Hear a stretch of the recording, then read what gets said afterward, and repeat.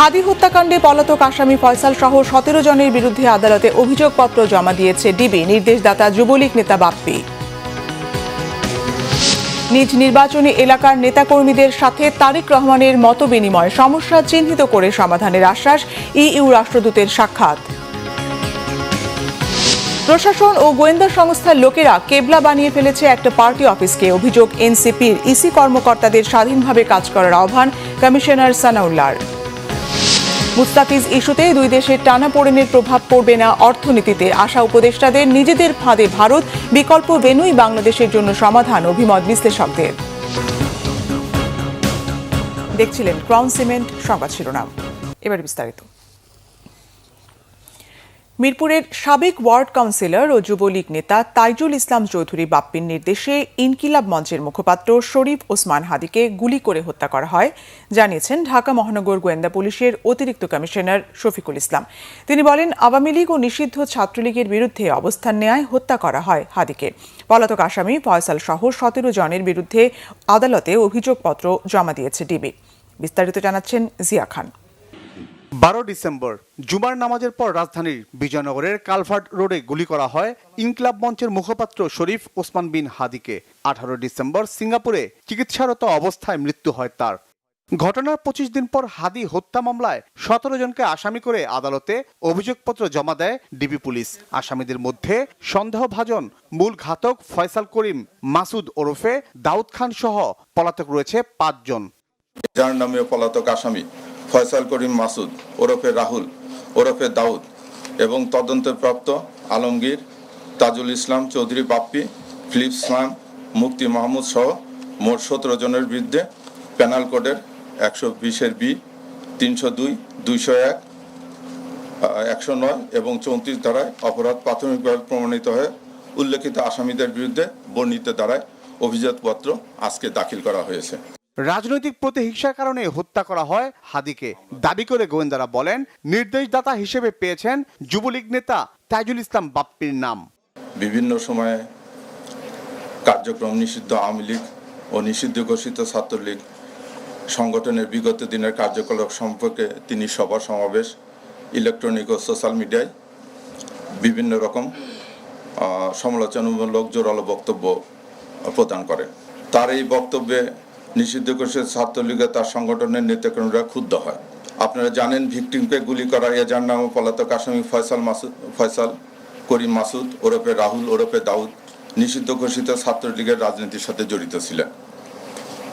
Shooter Faisal করিম মাসুদ ওরফে রাহুল ওরফে দাউদ এবং তার সহযোগী আলমগীর হোসেন দয়কে পলায়নের বিষয়ে সার্বিক সহায়তাকারী তদন্তে প্রাপ্ত আসামি তাজুল ইসলাম চৌধুরী বাপ্পি পল্লবী থানা যুবলীগের সভাপতি ও ঢাকা উত্তর সিটি কর্পোরেশনের 6 নং ওয়ার্ডের আওয়ামী লীগ মনোনীত নির্বাচিত কাউন্সিলর ছিলেন।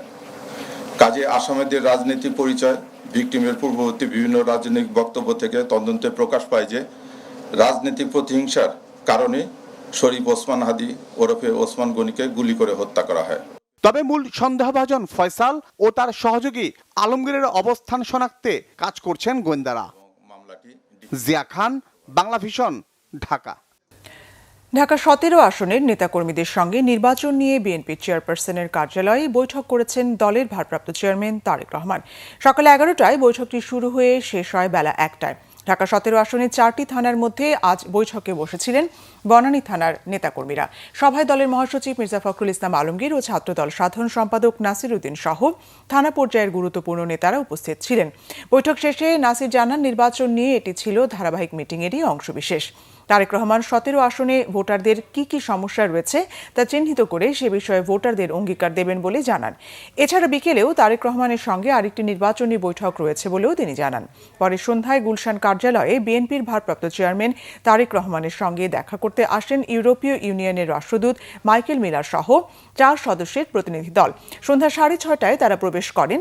এর আগে তারেক রহমানের প্রেস সচিব ডক্টর সালেহ শিবলি আসেন বিএনপি চেয়ারপারসনের কার্যালয়ে। দর্শক, গুলশান কার্যালয়ে রয়েছেন আমাদের সিনিয়র রিপোর্টার সৈকত সাদিক। সরাসরি তার সঙ্গে কথা বলবো। সৈকত, বিএনপির ভারপ্রাপ্ত চেয়ারম্যান তারেক রহমানের কি কর্মসূচি রয়েছে? ইইউ রাষ্ট্রদূত কি বলেছেন? নাদিরা আজকে সকালেই কিন্তু তিনি এসেছেন বিএনপির ভারপ্রাপ্ত চেয়ারম্যান বেলা 11:30টার দিকে এই যে চেয়ারপারসনের যে কার্যালয় যেটা বলা হয় গুলশানে, তিনি এখানেই গত কয়েকদিন ধরে অফিস করছেন, তারই ধারাবাহিকতা। এবং সন্ধ্যা 6:30টায় কিন্তু আজকে এসেছে ইউরোপীয় ইউনিয়নের যে রাষ্ট্রদূত মাইকেল মিলার, তার নেতৃত্বে 4 সদস্যের যে প্রতিনিধি দল, তারা সন্ধ্যা 6:30টায় এই গুলশানের যে কার্যালয় এখানে এসেছেন এবং তারা প্রায় ঘণ্টাখানিকের বেশি সময় ধরেই কিন্তু এখানে বিএনপির ভারপ্রাপ্ত চেয়ারম্যান জনাব তারেক রহমানের সাথে বৈঠক করছেন।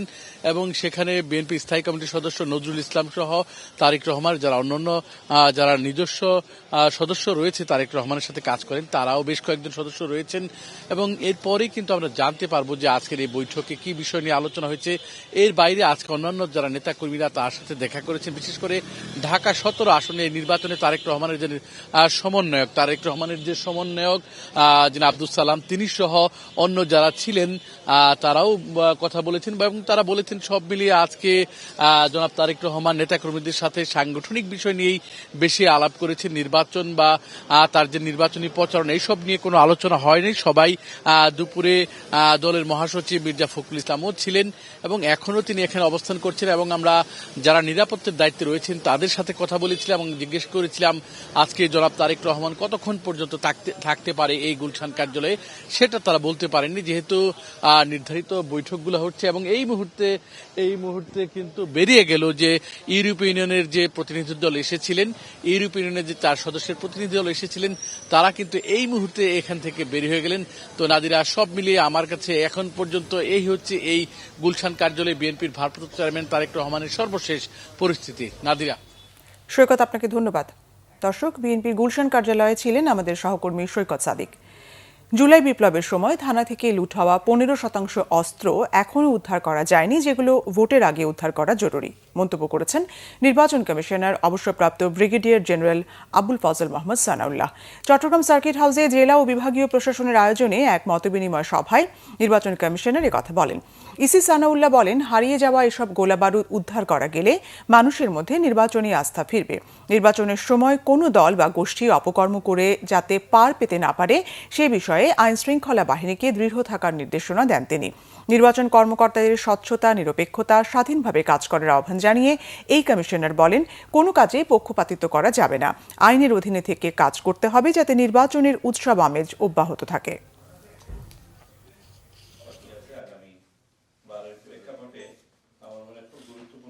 এবারে আইনে পরিবর্তন এনে এখানে অ্যাডজুডিকেশনের দায়িত্বটাও দেয়া হয়েছে। এটি একটি বিচারিক কমিটি, যুগ্ম জেলা জজ বা যুগ্ম মেট্রোপলিটন ম্যাজিস্ট্রেটের নেতৃত্বে এই টিমটা কাজ করে থাকে। তার মানে তারা তদন্তও করতে পারবে। এই তদন্ত তারা কোনগুলো করবে? তারা সুমোটো তদন্ত করতে পারে, তাদের কাছে কোনো রিপোর্ট হলে পারে সেটা দিয়ে তদন্ত করতে পারে, নির্বাচন কমিশন বা রিটার্নিং অফিসার কর্তৃক প্রেরিত কোনো বিষয়েও তদন্ত করতে পারে। নির্বাচন কমিশনের বিরুদ্ধে একটি দলের প্রতি পক্ষপাতিত্বের অভিযোগ তুলেছে এনসিপি। সিইসির সঙ্গে বৈঠক শেষে দলটির মুখপাত্র আসিফ মাহমুদ সজীব ভূঁইয়া বলেন, প্রশাসন ও বিভিন্ন গোয়েন্দা সংস্থার লোকেরা একটা পার্টি অফিসকে কেবলা বানিয়ে ফেলেছে। দেশ আরেকটি পাতানো নির্বাচনের দিকে গেলে জুলাই গণ অভ্যুত্থানের মতো আবারও রাজপথে নামার হুঁশিয়ারি দেন তিনি। এদিকে মনোনয়নপত্র গ্রহণ ও বাতিলের সিদ্ধান্তের বিরুদ্ধে নির্বাচন কমিশনে আপিলের 2 দিনে মোট আবেদন জমা পড়েছে 164টি। নির্বাচন ভবনে সকাল থেকে আসতে থাকেন যাচাই বাছাইয়ে বাদ পড়া সম্ভাব্য প্রার্থীরা। বিস্তারিত আসমা আক্তার নুপুরের রিপোর্টে। জাতীয় নির্বাচনের মনোনয়নপত্র বাছাইয়ে রিটার্নিং অফিসারের সিদ্ধান্তের বিরুদ্ধে আপিলের দ্বিতীয় দিনে ইসিতে মোট 122টি আবেদন জমা পড়েছে। 2 দিনে মোট আপিলের সংখ্যা 164টি। প্রথম দিনের মতো দ্বিতীয় দিনেও নির্বাচনী পরিবেশ ও নির্বাচন ব্যবস্থা নিয়ে কমিশনের সমালোচনা করেন প্রার্থীরা। 1% ভোটারের সইয়ের বিষয়টি অযৌক্তিক বলে দাবি তাদের। 2-3-4টে মামলার এখনো ক্লিয়ারেন্স পাইনি, সেগুলোরও হয়ে যাচ্ছে, বৈধ হয়ে যাচ্ছে। অথচ আমি যেমন আমার কথাই বলছি যে আমার সনদপত্রের কপিটা দেওয়া হয়নি, শিক্ষা সনদের, এবং দলীয় প্যাডে অঙ্গীকারনামা দেওয়া হয়েছে, কিন্তু সেটার কি ত্রুটি ওরা মনে করেছেন এটাকে স্থগিত রাখলেও পারতেন। আমার এখানে যায় 6 জনের ভুল পাইছে, তার মধ্যে 2 জনের ঠিকানা পায়নি। অথচ আমি দেখেছি তাদের ঠিকানা আছে, বাস্তবে তারা বসবাস করতেছে সেই এলাকায়। তাহলে তারাও তো ভুল করছে। তাহলে আমাদের তো 4100 মানুষের সাক্ষর নিতে যায়, দু একটা ছোটোখাটো ভুল তারা ইগনোর করতে পারতো। এদিন বিকেলে এনসিপি মুখপাত্র আসিফ মাহমুদ সজীব ভুঁইয়ার নেতৃত্বে দলটির একটি প্রতিনিধি দল প্রধান নির্বাচন কমিশনারের সাথে সাক্ষাৎ করে। সাক্ষাৎ শেষে সাংবাদিকদের সাথে কথা বলেন আসিফ মাহমুদ। অভিযোগ করেন, মনোনয়ন যাচাই বাছাইয়ে একতরফা সিদ্ধান্ত নিচ্ছে নির্বাচন কমিশন।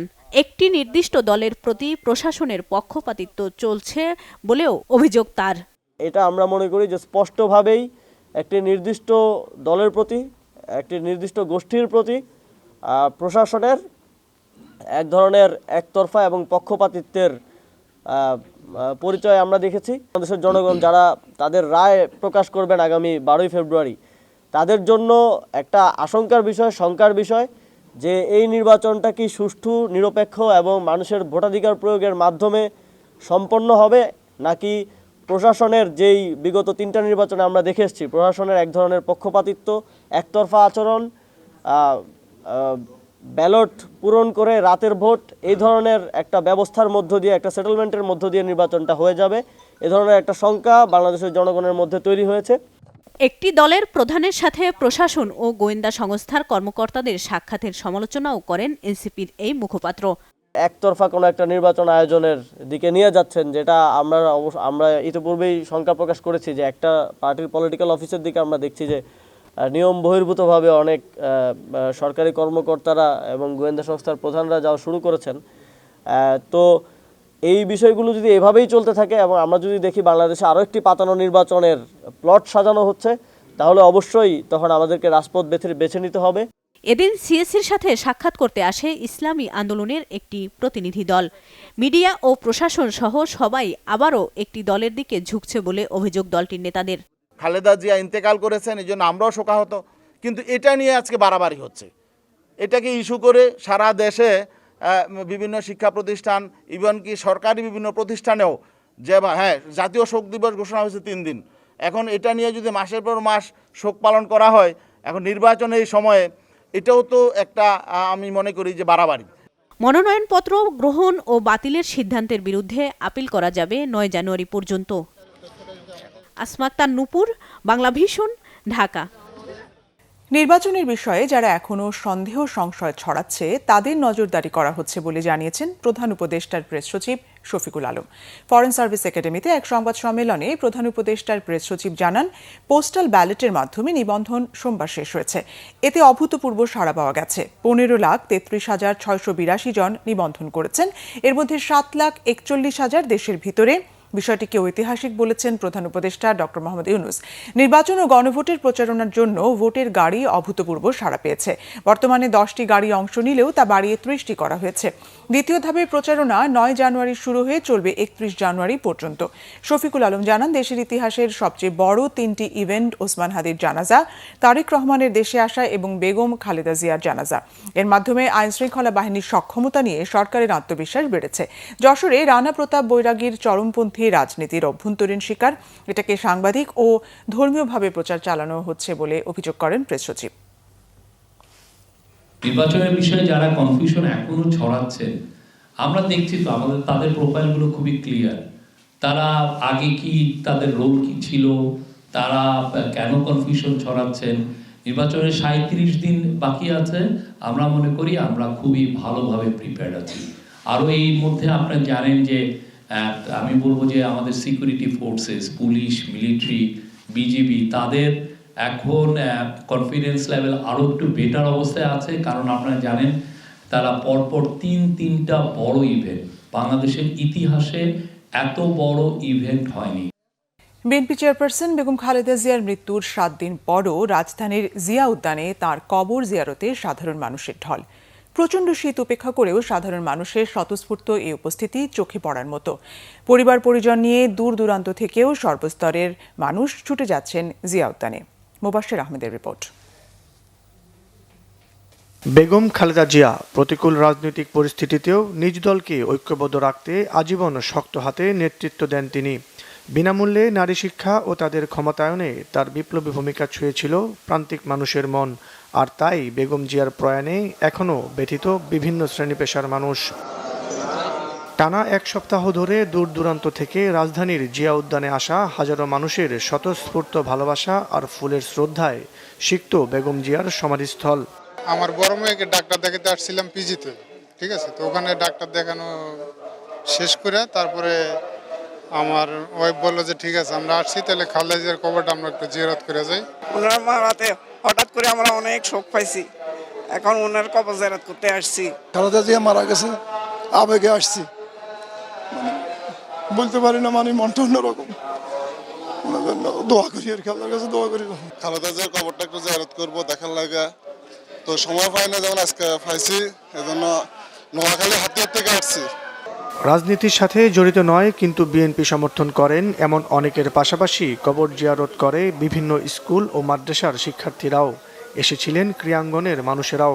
আমাদের মহরণ স্পোর্টিং ক্লাবের তরফ থেকে আমরা সব যত খেলোয়াড় ছিলাম, ফুটবল, ক্রিকেট, সবাই একত্রে এসে ওনাকে শ্রদ্ধা জানিয়ে গেলাম। তো ওটা ওনার মাগফিরাত কামনা করছি এবং আল্লাহ তাআলা ওনাকে বেশ নসিব করুক। এই মহান নেত্রীকে আমরা হারিয়েছি, এটা আমাদের এই শোক আমাদেরকে বয়ে চলতে হবে। ফাতিহা পাঠ সহ শহীদ রাষ্ট্রপতি জিয়াউর রহমান ও বেগম খালেদা জিয়ার আত্মার মাগফিরাত কামনা সহ দেশ ও জাতির সমৃদ্ধি কামনায় মোনাজাত করেন তারা। মুবাশশির আহমেদ, বাংলা ভিশন, ঢাকা। মৃত্যুর এক সপ্তাহ পরও বেগম খালেদা জিয়াকে পরম শ্রদ্ধায় স্মরণ করছে হাজারো মানুষ। শোকসভা থেকে শুরু করে শোক বই, সবখানেই স্মৃতির ঠিকানা এখনো খালেদা জিয়া। অকৃত্রিম শ্রদ্ধার এই তালিকায় প্রতিদিনই যুক্ত হচ্ছে রাজনৈতিক বৃত্তের বাইরের শত শত মানুষ। শোক বইয়ের কলম ধরেও মনের কথা গুছিয়ে লিখতে আবেগপ্রবণ হয়ে পড়ছেন অনেকে। এটা কি শুধুই মৃত্যুজনিত শোক, নাকি তার দীর্ঘ রাজনৈতিক জীবনের মূল্যায়ন, যার আড়ালে লুকিয়ে রয়েছে অল্পভাষী পরিচয় বা কাউকে কটূক্তি না করার শিষ্টাচার? নাকি মনে পড়ছে কারাগারের দেয়ালবন্দি অসুস্থ খালেদার প্রতি সহানুভূতি বা আজীবন আপোষহীন থাকার গল্পগাথা? তাঁর সমাধির পাশে গিয়ে কেন অজান্তেই ভিজে উঠছে চোখের কোণ, সেই বিশ্লেষণ তুলে ধরছেন জিয়াউল হক সবুজ। লাখো মানুষের মহাসমুদ্র থেকে গেল বুধবার চিরবিদায় নেন বেগম খালেদা জিয়া। বিএনপি চেয়ারপারসন বা 3 বারের সরকার প্রধানের পরিচয় ছাপিয়ে সাধারণ মানুষের হৃদয়ের মণিকোঠায় স্থায়ী জায়গা করে নেন তিনি। স্বামী শহীদ প্রেসিডেন্ট জিয়াউর রহমানের সমাধির পাশেই শায়িত মহিয়সী এই দেশনেত্রীকে শ্রদ্ধা জানাতে প্রতিদিনই ভিড় করছেন অসংখ্য নেতাকর্মী। যেই তালিকায় আছেন সাধারণ মানুষও, যারা নীরবে বেগম জিয়ার জন্য দোয়া করার পাশাপাশি ছুঁয়ে দেখছেন স্মৃতির জায়গাটাও। শুধু কবরে নয়, বেগম জিয়ার জন্য খোলা শোক বইয়ের পাতায় একের পর এক স্বাক্ষরে কেউ লিখছেন দীর্ঘ স্মৃতিচারণ, কেউ বা মাত্র কয়েকটি শব্দেই প্রকাশ করেছেন তার অনুভূতি। যেই তালিকায় আছেন বিভিন্ন দেশের সরকার প্রধানের শ্রদ্ধা, যা ধীর কলমে লিখেছেন রাষ্ট্রদূতরাও। এখানে কোনো স্লোগান নেই কোনো উত্তপ্ত রাজনৈতিক বক্তব্য। আছে কেবল কাঁপা হাতে লেখা কিছু শব্দ, যা শোক বইয়ের পাতায় টিকে থাকবে যুগের পর যুগ। কিন্তু কি কারণে সাধারণ মানুষ আজও স্মরণ করছে বেগম খালেদা জিয়াকে? এর আড়ালে কি লুকিয়ে আছে তার মাথা নত না করার গল্প, নাকি তার রাজনৈতিক জীবনের দীর্ঘ ত্যাগের হিসাব নিকাশি আজ বেশি করে মনে পড়ছে অনেকের? খালেদা জিয়াকে আমরা অনেক ভালোবাসি, এই জন্যে কবর জিয়ারত করার জন্য আমরা কুমিল্লা থেকে এসেছি। মৃত্যু হওয়ার পরে জানাজায় আসে শরীক হইতে পারি না, এই জন্য ইচ্ছা ছিল যে আমি আমার ফ্যামিলি নিয়ে আসবো, আসে দেখে যাব, কবর জিয়ারত করে যাব। উনি এমনই একটা নেত্রী ছিল যে ওনাকে পুরা পৃথিবীর মানুষ ভোলার কথা না। বড় ছেলে তারেক রহমানের 1.5 দশকের নির্বাসনে চিন্তিত খালেদা জিয়াকে সবচেয়ে বেশি পোড়ায় চোখের সামনে ছোট ছেলে আরাফাত রহমান কোকর চলে যাওয়া। স্বৈরাচারী হাসিনার ইশারায় মইনুল রোডের বসতভিটা ছাড়তে বাধ্য হওয়ার কান্না জড়িত সেই মুখটাও কি মনে করিয়ে দিচ্ছে হার না মানা খালেদা জিয়ার অসহায় মুখ? ঠুনকো অজুহাতে দীর্ঘ কারাবাস বা ঘরবন্দি খালেদার এভার কেয়ারে যাওয়ার জীর্ণ শীর্ণ মুখটাও কি তাড়িয়ে ফিরছে মানুষকে? নাকি 23টি আসনে নির্বাচন করেও একটানা জয়ী হবার সাফল্যে গর্বিত মুখটাও ভেসে উঠছে অনেকের সামনে? কোন নির্বাচনে প্রার্থী হয়ে আজ পর্যন্ত আমি পরাজিত হইনি। চরম দুঃসময়েও দেশের মাটি আঁকড়ে দেশেই পড়েছিলেন বেগম খালেদা জিয়া।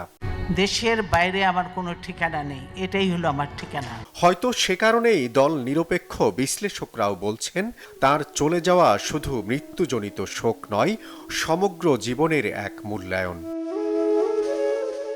যেখানে রাজনীতিকেও ছাড়িয়ে গেছে বেগম জিয়ার ব্যক্তিত্ব।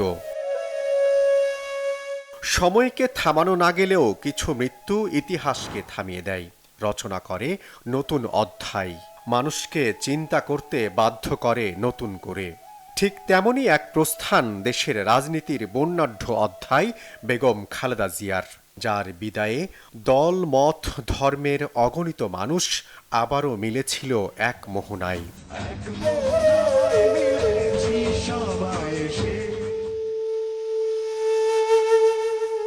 যা দেখেই হয়তো বেগম জিয়া গৌরবে বিদায় নিয়েছেন অনন্তের পথে। দায়িত্বের উত্তরাধিকার দিয়ে যেই যাত্রা শুরু বেগম খালেদা জিয়ার, দেশ গড়ার সেই গুরুদায়িত্ব দিয়ে গেছেন তাঁরই যোগ্য উত্তরসূরি সহ কোটি জনতার হাতে। জিয়াউল হক সবুজ, বাংলা ভিশন, ঢাকা। প্রথমবারের মতো অনুষ্ঠিত হল জগন্নাথ বিশ্ববিদ্যালয় কেন্দ্রীয় শিক্ষার্থী সংসদ যোগসু নির্বাচন। শান্তিপূর্ণ পরিবেশে দিনভর ভোট গ্রহণ শেষে চলছে গণনার কাজ। ভোট গ্রহণের মতো শান্তিপূর্ণ পরিবেশে গণনা শেষ হলে নিজেদের জয়ের ব্যাপারে আশাবাদী ছাত্রদল ও শিবির সমর্থিত উভয় প্যানেল। প্রতিষ্ঠার 21 বছর পর প্রথম যোগসু নির্বাচন, তাই শিক্ষার্থীদের উচ্ছ্বাসটা একটু বেশি। কারো কারোর জন্য ছিল এটি জীবনের প্রথম নির্বাচন, তাই ভোটাধিকার প্রয়োগ করেই সেলফিতে মেতেছেন অনেকে। শান্তিপূর্ণ পরিবেশে ভোট দিতে পেরে সন্তোষ ছিল সবার মুখে। 16,500 ভোটারের যোগসু নির্বাচনে 4টি প্যানেলের হয়ে 21টি পদে প্রতিদ্বন্দ্বিতা করেছেন 157 জন প্রার্থী। বিশ্ববিদ্যালয়ের একমাত্র নারী ছাত্রাবাসের হল সংসদে 13টি পদে লড়েছেন 33 জন।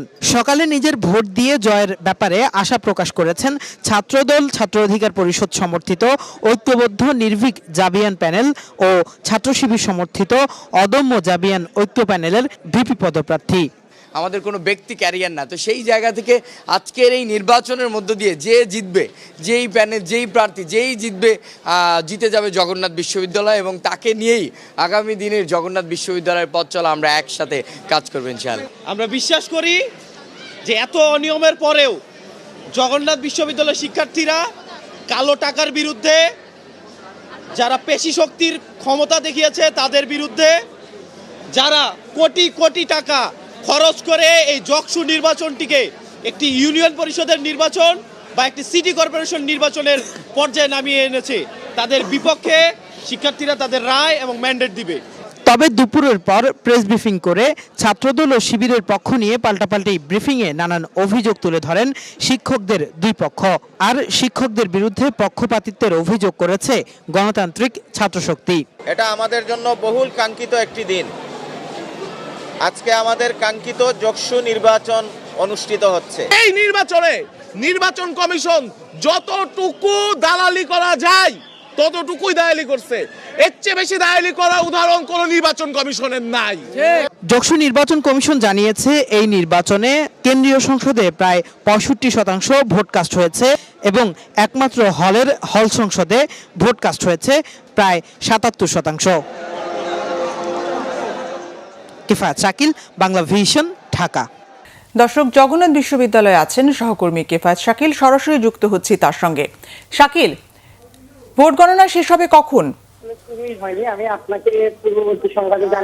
এখন পর্যন্ত ভোট গণনা আসলে শুরুই হয়নি। আমি আপনাকে পূর্ববর্তী সংবাদে জানিয়েছিলাম যে সন্ধ্যা 6টায় ভোট গণনা শুরু হয়েছিল, কিন্তু শুরু হওয়ার পর যেই হল রুমটিতে ভোট গণনা হচ্ছিল সেই হল রুমটিতে এত পরিমাণ আসলে শিক্ষার্থী ঢুকে পড়েছিলেন, যার কারণে সেটি নিয়ন্ত্রণ করতে না পারার কারণে তাদেরকে বের করার জন্য কিছু সময়ের জন্য ভোট গণনায় বিরতি দেওয়া হয় এবং তারপর কিছু শিক্ষার্থীকে বের করে দেওয়া হয় বাইরে, এই যেই মনিটরটি রয়েছে সেই মনিটরে সামনে এখানে বসার ব্যবস্থা করা হয়, কিন্তু তারপরও কিন্তু শিক্ষার্থীরা এই যে বাইরের ব্যবস্থা সেটি না মেনে তারা আবারও হলরুমে ঢুকে পড়েছেন, যার কারণে এখনও কিন্তু ভোট গণনা শুরু হয়েও থেমে আছে।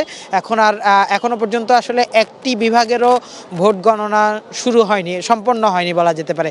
যদিও শুরু হয়েছিল ভূগোল ও পরিবেশবিদ্যা বিভাগের গণনা, কিন্তু সেটি যেহেতু এখন পর্যন্ত পরিপূর্ণ করা যায়নি, এখন অনেকটা ভোট গণনা স্থগিত রয়েছে। একই সঙ্গে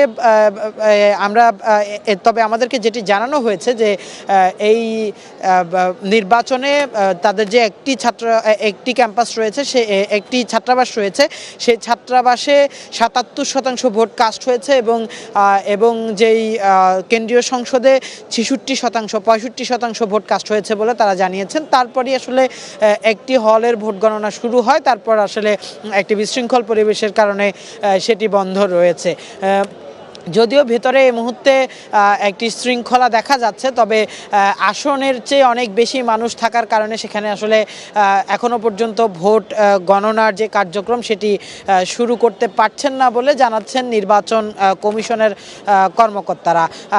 তবে আপনাকে ধন্যবাদ।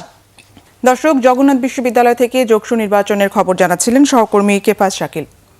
অর্থ উপদেষ্টা ডক্টর সালেউদ্দিন আহমেদ জানিয়েছেন, আইপিএল থেকে মুস্তাফিজকে বাদ দিয়ে শুরুটা করেছে ভারত, বাংলাদেশ শুধু তার প্রতিক্রিয়া জানিয়েছে। এই ঘটনার প্রতিবাদ এমনই হওয়া উচিত। জ্বালানি উপদেষ্টা ফাউজুল কবির খানের আশায় এই ঘটনায় ভারতের শুভবুদ্ধির উদয় হবে। দুপুরে সচিবালয়ে অর্থনৈতিক বিষয়ক এবং সরকারি ক্রয় সংক্রান্ত উপদেষ্টা পরিষদ কমিটির বৈঠক শেষে ব্রিফিংয়ে এসব কথা বলেন তারা। জ্বালানি উপদেষ্টা জানান, দেশে জ্বালানির কোনো সংকট নেই, এরপরও কারসাজির মাধ্যমে গ্যাসের সিলিন্ডারের দাম অযৌক্তিকভাবে বাড়ানো হয়েছে। পাইকারি ও খুচরা বিক্রেতারা এই সিন্ডিকেট করেছে বলে মনে করেন তিনি।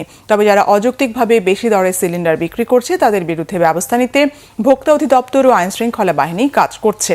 অর্থ উপদেষ্টা জানান, মূল্যস্ফীতি বৃদ্ধির বিষয়টি স্বীকার করে সরকার প্রয়োজনীয় পদক্ষেপ নিচ্ছে। আইপিএল এর সম্প্রচার বন্ধ প্রসঙ্গে দুই উপদেষ্টাই বলেন, এই ইস্যুতে ভারত যা করেছে তার প্রতিক্রিয়া দেখিয়েছে বাংলাদেশ। এদিকে মুস্তাফিজকে আইপিএল থেকে বাদ দেওয়ার সিদ্ধান্তে নিজেদের ফাঁদে পা দিয়েছে ভারত। টি-20 বিশ্বকাপ নিয়ে বাংলাদেশ ক্রিকেট বোর্ডের সিদ্ধান্তে বেকায়দায় ভারতের ক্রিকেট বোর্ড। আলোচনার দরজা ভারত সরকারই বন্ধ করেছে বলে মন্তব্য ক্রীড়া বিশ্লেষকদের। ভেন্যু পরিবর্তনে কোনো বাধা দেখছেন না তারা। মনির হোসেন খানের রিপোর্ট। মুস্তাফিজকে বাদ দেওয়ার ঘটনায় বাংলাদেশ ভারত সহ বিশ্বজুড়ে নিন্দার ঝড়। নিরাপত্তার ইস্যুতে ভারতের মাটিতে বিশ্বকাপ খেলতে অস্বীকৃতি জানিয়েছে বিসিবি। যদিও ভেন্যু পরিবর্তন কিংবা বাতিলের নজির ক্রিকেট ইতিহাসে নতুন নয়, এর আগেও ঘটেছে বহুবার। গত টি-20 বিশ্বকাপে ভারত পাকিস্তানে যেতে না চাওয়ায় হয়েছে পাক দুবাই হাইব্রিড মডেলের বিশ্বকাপ। এবার পাকিস্তান ভারতে খেলতে না চাওয়ায় হতে যাচ্ছে ভারত শ্রীলঙ্কা হাইব্রিড মডেল। তাই বাংলাদেশের ভেন্যু পরিবর্তনে তেমন কোনো বাধা দেখছেন না ক্রীড়া সাংবাদিকরা। বাংলাদেশ ক্রিকেট বোর্ড যে সিদ্ধান্তটি নিয়েছে যে ভারতের মাটিতে তারা বিশ্বকাপ খেলতে যাবে না এবং বিকল্প ভেন্যু হিসাবে কিন্তু শ্রীলঙ্কার রয়েছে, তো সেই কারণে তারা সেই মেইল করেছে আইসিসির কাছে এবং আমার কাছে মনে হচ্ছে যে আইসিসি সেটা মেনে নেবে। আইসিসিতে এই রেফারেন্স আছে, কোনো দল যদি সিকিউরিটি মেজার্সে স্যাটিসফাইড না হয়ে বা ঝুঁকিপূর্ণ নিরাপত্তা ব্যবস্থার কারণে ভেন্যু বদল করতে চায় বা দেশ বদল করতে চায়, ডেফিনেটলি তারা দে হ্যাভ এভরি রাইট। এবং আইসিসিরও এটা অতীতে এই দাবি মেনে নেওয়ার নজির আছে। বাংলাদেশের এই ভেন্যু শিফট করে শ্রীলঙ্কাতেই নিয়ে যাওয়া উচিত।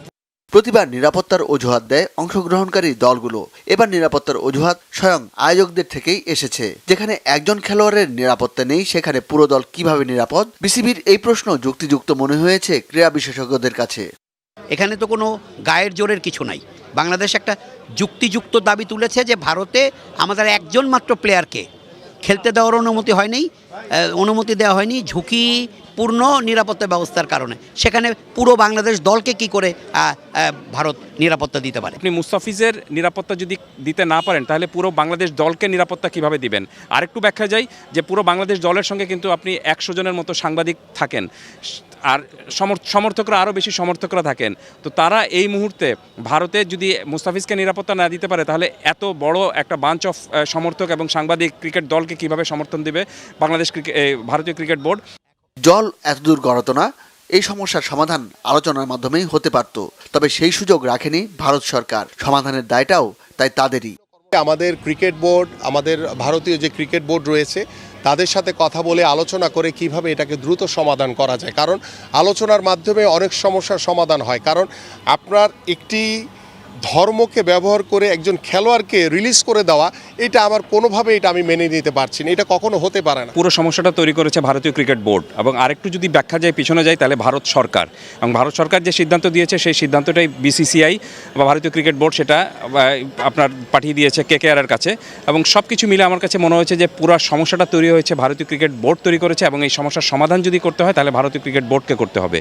বল এখন আইসিসির কোর্টে, তারা কি সিদ্ধান্ত দেয় সেই অপেক্ষায় ক্রিকেট প্রেমীরা। মনির হোসেন খান, বাংলা ভিশন, ঢাকা। কারসাজি করে এলপিজির দাম অস্বাভাবিকভাবে বাড়ানো হয়েছে, যার সঙ্গে খুচরা ও পাইকারি ব্যবসায়ীরা জড়িত বলে অভিযোগ করেছেন বিদ্যুৎ ও জ্বালানি উপদেষ্টা ফাউজুল কবির খান। এদিকে এলপিজি সিলিন্ডার ঘাটতি ও দাম বৃদ্ধির জন্য পরিবেশক, অপারেটর ও খুচরা বিক্রেতারা দায়ী করছেন একে অপরকে। রিপোর্ট রিশান নাসরুল্লাহর। দেশ জুড়ে তীব্র সংকট, তরল পেট্রোলিয়াম গ্যাস এলপিজির বাজারে চলছে অস্থিরতা। দ্বিগুণ দামেও সিলিন্ডার পাচ্ছেন না ভোক্তারা। দু একদিন আগেও 12 কেজির সিলিন্ডারের দাম ছিল 1800 টাকা, সেটির দাম এখন প্রায় 2500 টাকা। তবে সরকার নির্ধারিত দাম মাত্র 1306 টাকা, তারপরও মিলছে না এলপিজি। মঙ্গলবার সচিবালয়ে বিদ্যুৎ, জ্বালানি ও খনিজ সম্পদ উপদেষ্টা ফাউজুল কবির খান বলেন, বাজারে এলপিজি নিয়ে কারসাজি হচ্ছে, তবে বড় ধরনের সংকটের আশঙ্কা নেই বলে দাবি তার। আমদানি গত মাসের তুলনায় এই তুলনায় বেশি, সুতরাং সেই দিক থেকে এই ধরনের কোনো ঘাটতি হওয়ার কথা না। এলপিজি যারা করে তারা আশা করতেছিল যে এলপিজির দাম বাড়বে, যেটা আপনারা দেখছেন যে বিআরসি 53 টাকা না কত টাকা যেন বাড়াইছে। তো এইটার অনেকে সুযোগ নেওয়ার চেষ্টা করছে। যে অস্বাভাবিক যে হয়েছে, এটা একটা কারসাজির মাধ্যমে করা হয়েছে, এবং সরকার এই জন্য ব্যবস্থা নিচ্ছে জেলা প্রশাসনের মাধ্যমে এবং পুলিশের মাধ্যমে। ৬-৭ দোকান ঘুরে সিলিন্ডার জোগাড় করতে পারছেন না ক্রেতারা। বাজারে কৃত্রিম সংকট তৈরি করে ব্যবসায়িকভাবে বাড়তি মুনাফার অভিযোগ ক্রেতা ও খুচরা বিক্রেতাদের। সিলিন্ডার হচ্ছে 2500 টাকা করে বিক্রি করি, আপনার জন্য 2200 টাকা, হ্যাঁ 12 কেজি করে, যে আপনার জন্য 2200 টাকা। তা বললাম যে ভাই স্লিপ দেন, তাহলে এই রিসিপ্টটা দেন। তাহলে ভাই রিসিপ্ট আমার কাছে তাহলে ক্যাশ নেই। কেউ বলতেছে যে পরে আসবে, 2-1 দিন পরে হইব, ফোন করলে বলে আজকে না কালকে। আগে তো মনে করেন প্রতিদিন আমাদের কার্ড দিয়ে তো সিলিন্ডার গ্যাস দেওয়ার জন্য, এখন আমরা ওদের কাছে যাইতে হয়, ঠিক আছে। আগে ওরা আমাদের কাছে আসতো, এখন ওদের কাছে গেলেও গ্যাস বলে নাই। কোম্পানিগুলো 1 মাসে 3 বার গ্যাসের দাম কমায় বাড়ায়, তাদেরকে কিছু বলে না, কিন্তু আমাদেরকে কেন ভোক্তা অধিকার মামলা করবে? মামলা করলে তাদেরকে করবে। তারা বিআরসি রেট বেঁধে দিছে মাসের 1 তারিখে, আপনি মাসে 3 বার রেট বাড়াইলেন, কার অনুমতি নিয়ে? সেটা করেন নাই। পাশাপাশি বিআরসি যে রেটটা ঘোষণা করে তার থেকে 10-20 টাকা বেশি দিয়ে আমরা কিনতে হয়। আমি বিআরসি ঘোষিত রেটে কীভাবে ভোক্তাকে প্রোডাক্টটা সেল করব? এলপিজি অপারেটরস অফ বাংলাদেশ লোআব জানিয়েছে, শীতকালে বৈশ্বিক চাহিদা বৃদ্ধি, জাহাজ সংকট ও আর্থিক জটিলতার কারণে ডিসেম্বরে আমদানি কমেছে, ফলে বাজারে চাপ তৈরি হয়েছে। Rishan Nasrullah, Bangla vision, Dhaka. Cricket. Kolkata night Riders থেকে কোনো ক্ষতিপূরণ পাচ্ছেন না মুস্তাফিজুর রহমান। ভারত সরকারের চাপ ও ক্রিকেট বোর্ডের নির্দেশে যেহেতু মুস্তাফিজের সঙ্গে চুক্তি বাতিল করেছে কলকাতা নাইট রাইডার্স, তাই আইপিএল নিয়ম অনুযায়ী পিসকে কোনো ক্ষতিপূরণ দিতে বাধ্য নয় কেকেআর। আইপিএল এর নিয়মে টুর্নামেন্ট শুরুর আগে চুক্তির 15 ভাগ, টুর্নামেন্ট চলাকালীন 50 ভাগ এবং পরে বাকি অর্থ দিতে হয়। টুর্নামেন্ট শুরু হবে 26 মার্চ। এখনো অনেক সময় বাকি থাকায় প্রথম কিস্তির 15 ভাগ টাকা টুর্নামেন্ট শুরুর কিছু আগে দেয় ফ্র্যাঞ্চাইজিগুলো। তাই মুস্তাফিজ 1,38,00,000 টাকাও পাবেন না। আইপিএল এ খেলার সুযোগ পেলেই টাকা পাবার সুযোগ ছিল তার। আইপিএল এ ইনজুরিতে পড়লে ইন্স্যুরেন্সের আওতায় বড় অঙ্কের ক্ষতিপূরণ পান ক্রিকেটাররা। আর আইপিএল এ টুর্নামেন্টের মাঝে কোনো ক্রিকেটারের চুক্তি বাতিল করলে তখন ওই ক্রিকেটারকে চুক্তির পুরো টাকাই দিতে হয়। তবে মুস্তাফিজ এখন পারিশ্রমিক ইস্যুতে কেকেআর এর বিরুদ্ধে মামলা করতে পারেন। সেক্ষেত্রে তাকে মামলা করতে হবে ভারতে গিয়ে। তবে আইপিএল এ কোনো বিদেশি ক্রিকেটার ভারতীয় আইনের জটিল মারপ্যাচের কারণে এখনো আইনি পথে যায়নি। মুস্তাফিজের ক্ষেত্রেও সেই সম্ভাবনা নেই। এই ছিল এখনকার মতো। পরের সংবাদ রাত 10:30টায়, এর আগে 9টায় রয়েছে নিউজ 20। দেখার আমন্ত্রণ রইল। এছাড়া বাংলা ভিশন সংবাদ ও সংবাদ সংশ্লিষ্ট অনুষ্ঠান দেখতে ভিজিট করুন www.bvnews24.com ও facebook.com/banglavishannews এবং সাবস্ক্রাইব করুন youtube.com/banglavishannews। ধন্যবাদ।